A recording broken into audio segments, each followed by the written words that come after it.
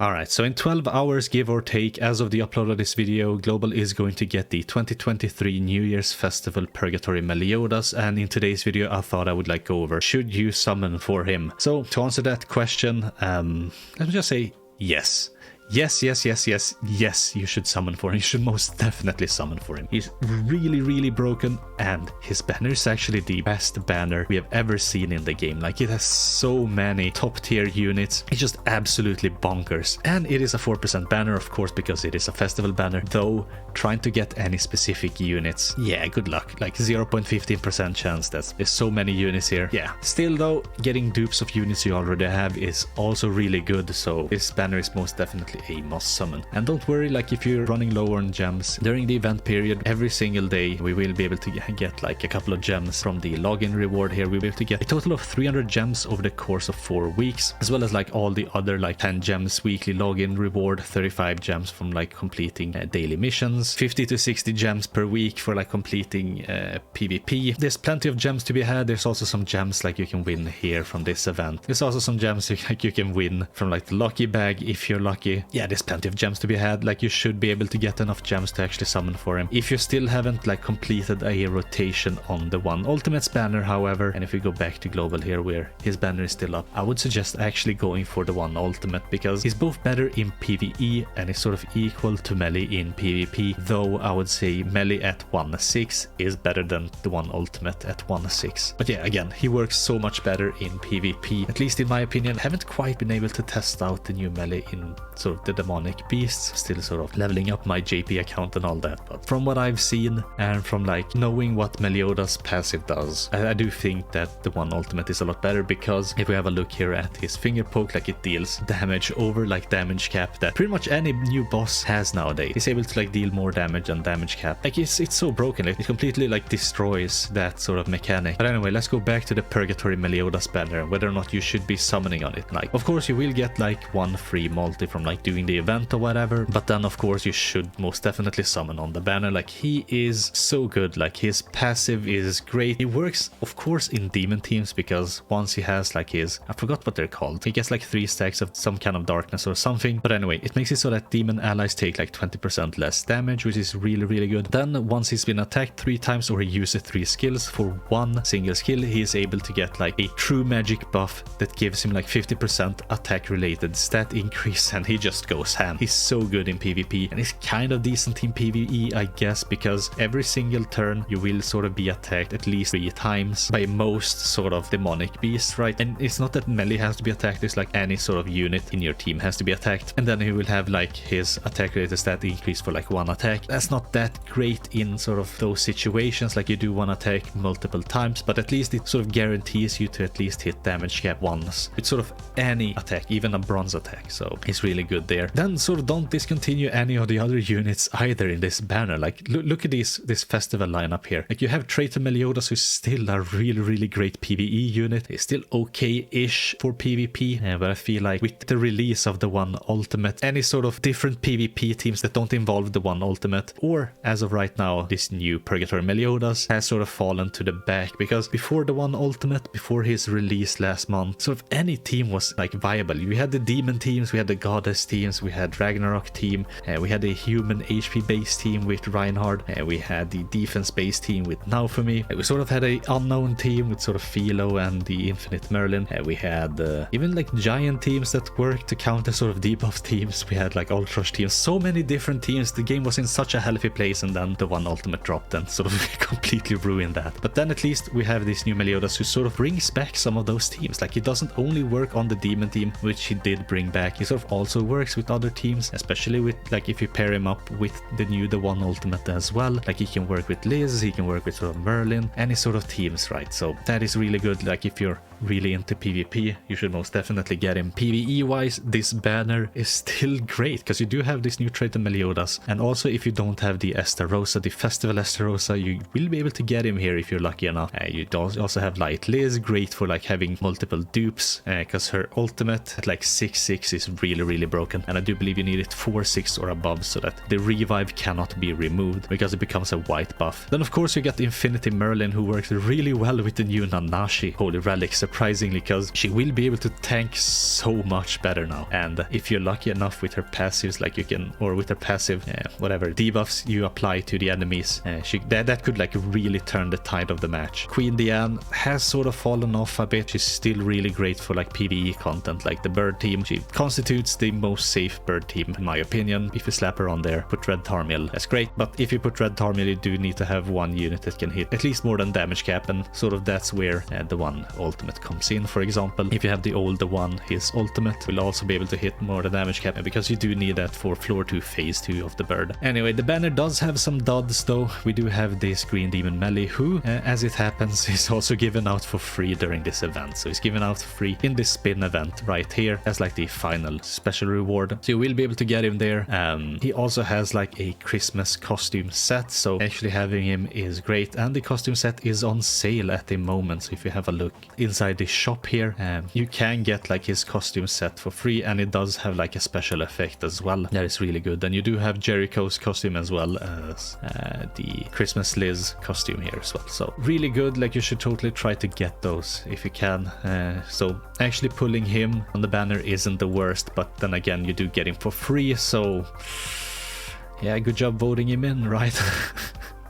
And we also have Red Shin, who isn't that great anymore, but it is whatever. We have Zeneri here, great sort of unit for Belmont, because she cleanses and then gives you buffs, so excellent. Green Gopher, still a okay-ish unit, sort of has fallen off the meta. You know, I take dupes of him. I most definitely take dupes of him. I do have him 4-6, so getting him 5-6 or 6-6, I won't complain. The blue Valentine's Derriere, she also has a costume set, and that costume set, you will be able to buy it in the shop in like a month's time, and a little more than that whenever Valentine's is. Her costume set is actually really good, because what her costume set does is anytime you're like doing the, what is it called, the raid bosses, and one of these demonic bosses right here, anytime you do one of those and you have her in your team, she will drop like a costume enhancement material box that has like one of the random costume enhancements. So it's basically gonna be like either one of these right here, one of these, or one of these, and you can get like 6 of them a day, and 6 of them a day equals 180 of them a month for like a 30-day period. That is a lot, you know. I have sort of stopped using her, but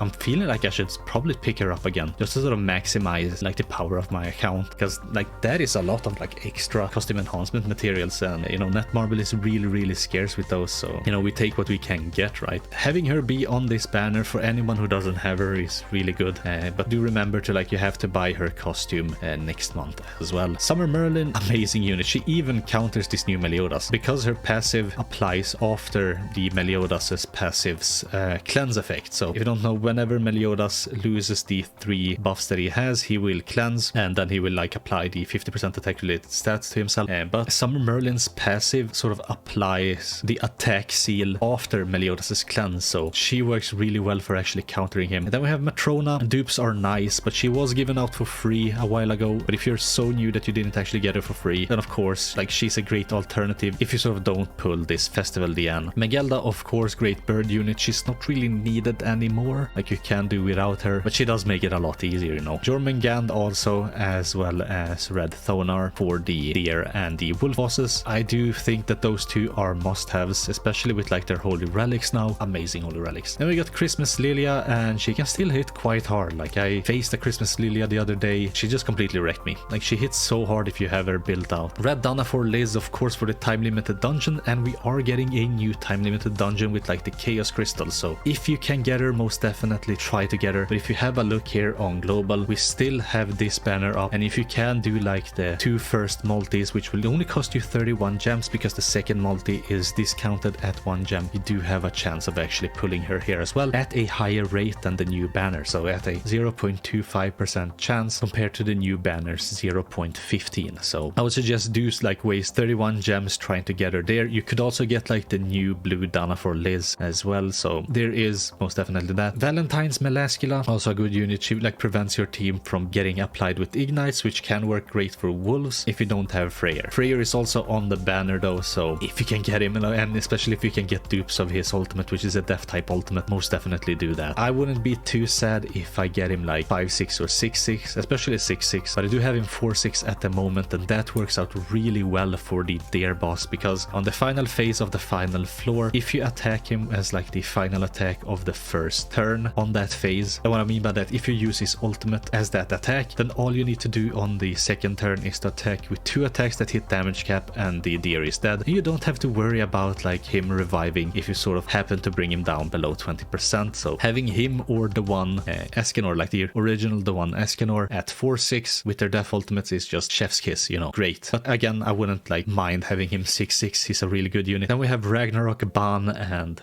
yeah, he's like one of the best backline units, really good, works on any team. Get him. If you can, like, that's another reason why this banner is so good. Mono is kind of nice, I guess.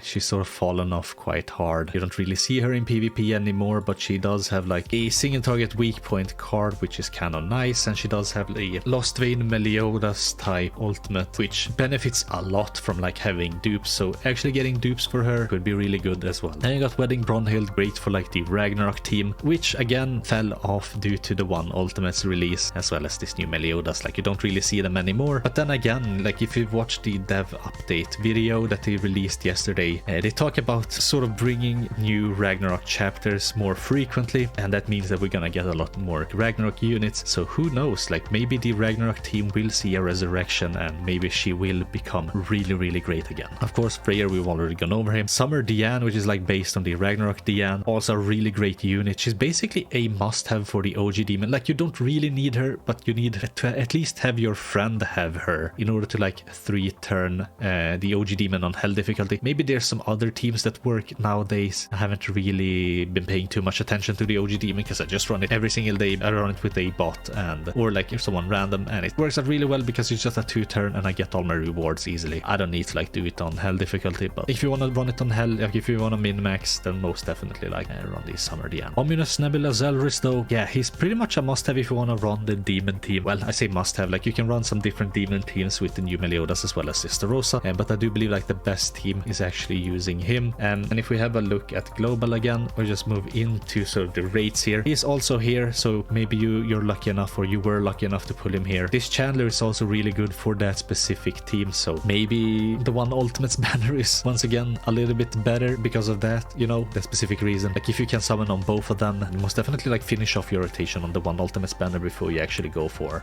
Meliodas' banner. But again, like that's a really good unit to have. Thonar, of course, and this new Halloween Eastin, who kind of works well with the one Ultimate actually. Like if you have her in the back, she doesn't have the highest CC, but if you have her duped out, she's not really gonna have that bad CC if you get her cosmetics as well, which are on sale at the moment on JP.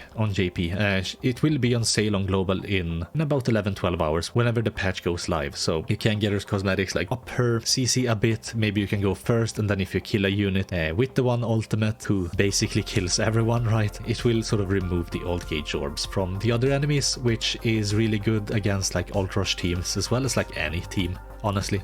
Like it's gonna prevent them from like rushing their ults, so yeah, like really, really good. But this banner, most definitely summon on it. You will probably be able to get at least 900 gems during the event period, so like you shouldn't worry about that. It's such a banger of a banner, honestly. Like it's such a banger. Like look at all of this. Now, of course, all you have to do is get lucky on it, and yeah, it's gonna be like the best banner ever for you. I probably won't get lucky. I'll maybe get like 2 or 3 SSR outside like the guaranteed ones, but I'll be summoning on it anyway. I might even go 2 rotations, who knows. But yeah, that's it for me. Like, tell me how you're gonna summon on the banner, or you're gonna like finish off your rotation on the one Ultimates banner first, and then yeah, I don't know. Yeah, just let me know. But anyway, that's it for me. Hope you have a wonderful day. Thanks for watching, and I guess I catch you next one. Bye.